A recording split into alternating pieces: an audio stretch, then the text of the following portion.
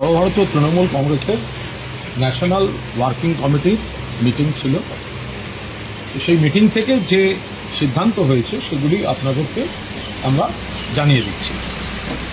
এক হচ্ছে আমাদের ডিসিপ্লিনারি কমিটি নতুন করে তৈরি হয়েছে। কয়েকজন আগে ছিলেন, দুজন নতুন এসছেন, 5 জনের কমিটি আজ তৈরি হয়েছে। তারা হলেন ডেরেক ওব্রায়েন, অসীমা পাত্র, শুভাশিস চক্রবর্তী, দোলা সেন এবং শোভনদেব চট্টোপাধ্যায়। পাশাপাশি আমাদের ন্যাশনাল ওয়ার্কিং কমিটিতে একজন নতুন সদস্যকে অন্তর্ভুক্ত করা হয়েছে। তিনি হচ্ছেন রাজ্যসভার মাননীয় সাংসদ নাদিমুল হক। দেখুন, এই ব্যাংকের বিষয়টা সম্পূর্ণ পার্টির অভ্যন্তরীণ বিষয়। আমরা এই বিষয়ে কোনো কথা বলছি না। আমরা শুধু এইটুকু বলি, তৃণমূল কংগ্রেসের দীর্ঘদিনের কর্মীদের রক্ত জল করা সংগ্রহ থেকে তাদের কন্ট্রিবিউশন, আমাদের এত সর্বস্তরে এমপি এমএলএ থেকে আরম্ভ করে এত শুভানুধ্যায়ী, এত কর্মী, এত বছর ধরে 1998 সাল থেকে তাদের রক্ত জল করা এবং যেটা লিগাল এবং অফিসিয়াল যে তহবিল, তা নিয়ে যারা উৎসাহ করছেন তারা অন্যান্য দলের তহবিলগুলো দেখুন অডিটেড এবং আমাদের audited, legal, official and audited.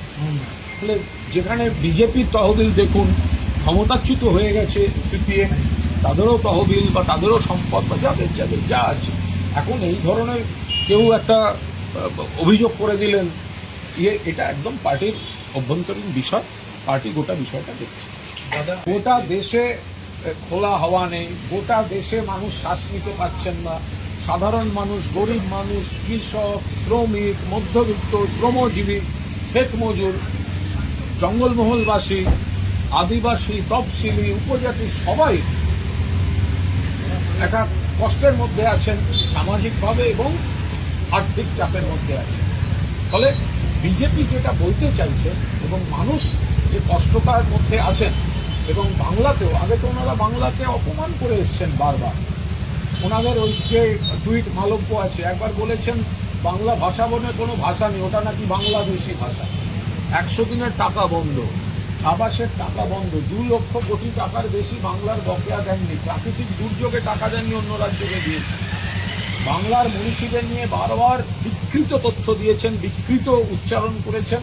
ফলে এই গোটা সব মিলিয়ে ওনারা যেটা বাংলা সম্পর্কে দেখাতে চাইছেন আর বাংলার মানুষ ওনাদের সম্পর্কে যেটা অনুভব করছেন সেটা এক নয়। ওনাদের ধারণাটা ভুল হচ্ছে। ইলেকশন কমিশন এবং কিছু মানুষকে সাময়িকভাবে বিভ্রান্ত করে ওনারা যেটা দেখাতে চাইছেন, বাংলার মানুষ সম্পূর্ণ অন্য জিনিস দেখতে পাচ্ছেন। কীভাবে কেন্দ্রীয় সরকার জিনিসপত্রের দাম বাড়াচ্ছে, পেট্রোল, ডিজেল, রান্নার গ্যাস থেকে শুরু করে জ্বালানি সব, অন্যদিকে হকার উচ্ছেদ, অন্যদিকে সন্ত্রাস, অন্যদিকে নির্বাচনোত্তর সন্ত্রাস।